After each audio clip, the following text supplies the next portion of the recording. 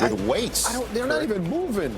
I don't know what we got going. Daniel Jones was just doing that. It worked week 3. It worked week 3. It's working actually every week. Colts have been in every game pretty much. So Lucas Oil Stadium, where the Colts are taking on the Raiders. MJ Costa, take it away. Well, Rich, there's a big opportunity here if T.Y. Hilton does not end up playing today for guys like Deon Cain and Harris Campbell to really make an impact as receivers. Now, I spoke with both of these guys, and while they know that the rushing attack here has been prominent with Marlon Mack at the helm, they also know that they want to be able to cash in on the time they were able to spend with QB Jacoby Brissett leading up to the season. They both said that they were able to learn from him, develop a rapport and a chemistry with their quarterback, and they're really anxious, ready and willing to put that into action on the field in an actual game and put up numbers if T.Y. is not ready to go. Now let's send it over to James Palmer in Detroit with Charles Davis. Well, thank you, MJ. Charles Davis on the call for Fox today, and I've covered Patrick Mahomes in the snow, in the rain. Now we got him indoors. Andy Reid has said publicly this is the fastest team he's ever had.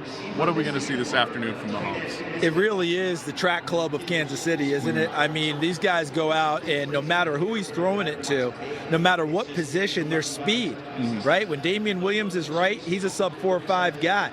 Everyone who comes off the bench, McCole Hardman can absolutely fly as a 4.33 guy. Sammy Watkins says, don't forget about me. But think about Patrick Mahomes in a dome, and all we can base it on is college experience. 4 games in college, 1-3 record, almost 2,000 yards. Yeah, remarkable. Well, how about the team he's going against as these Lions are undefeated? Do they keep this going? How do they keep this going, keeping up with the offense that Kansas City has? I think it's, excuse me, James. I think it's culture for Kansas City. And we better just cut this because I'm really a wreck right now. I think, this isn't working. Sorry. This isn't working? I'll finish it. I'll finish it off for you, Charles. I got you. Here it is, James. I got it now. I think it's culture. I think it's culture for them. Sorry about that, everyone. And for them, it's bringing in Trey Flowers. It's bringing in Danny Amendola. It's meshing with Matthew Stafford and Jared Davis, who bought into Matt Patricia.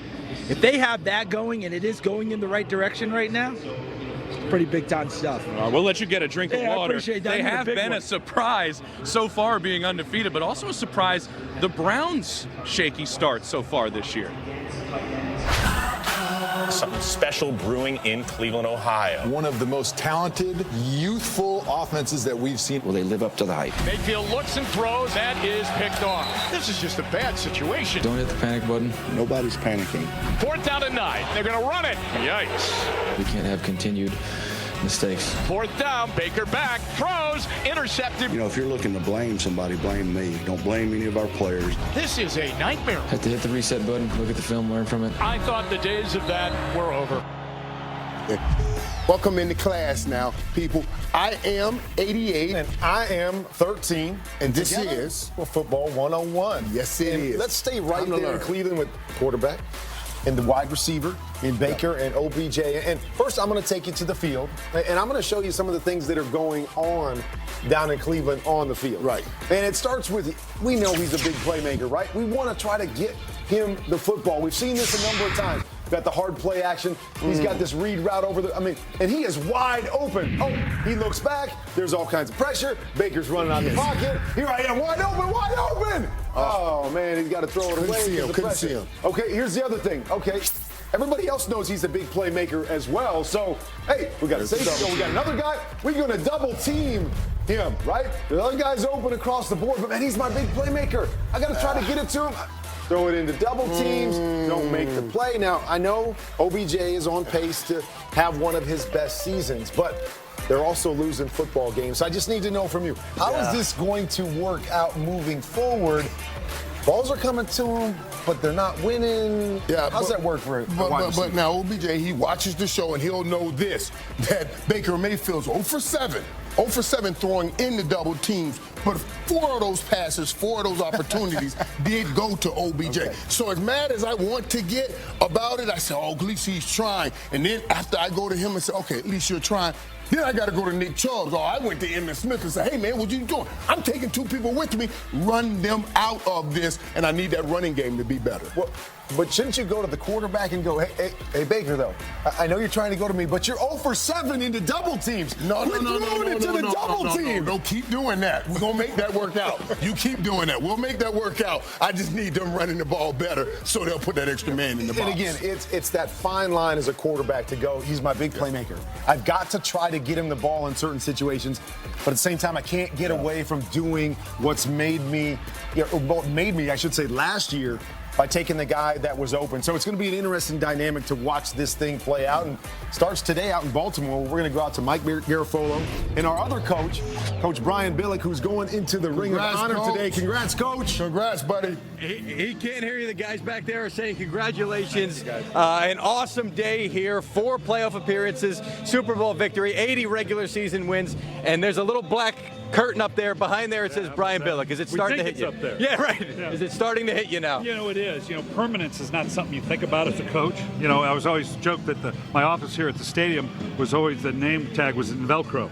So I don't think that one's in Velcro, and that's when it's going to hit me when I see that in conjunction with the other names up there, the players that I've coached, Art Modell, and the names that are going to come. Really, I think that's when it will sink in. That name is painted on there. The fans are going to be excited for that at halftime. They're excited for this Ravens team now. When you look at this current team, is this a Super Bowl contending team for what you're seeing? Absolutely, for real. Lamar Jackson's a very real talent.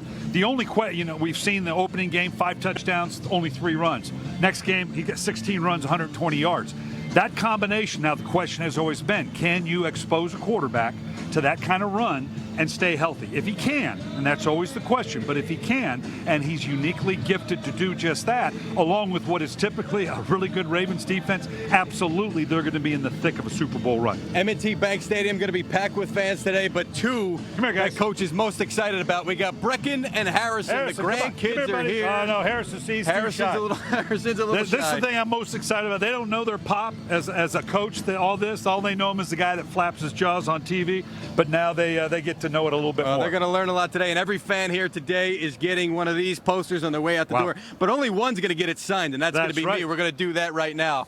And while you do that, Coach, congratulations. Thank you so much. Guys, thank you very much. I appreciate it. Wish you all the best. And now for more on the legend of Brian Billick to the legend of Gardner Minshew. The man, the myth, the mustache. Gardner Minshew, a guy who once caught a fish with his bare hands. They weren't even real sure that he could be the backup in preseason. I don't get ready, I just stay ready. Minshew wide open for the touchdown. He threads the needle on this. Minshew puts it exactly where it needed to be. Here's one for the end zone. What a throw.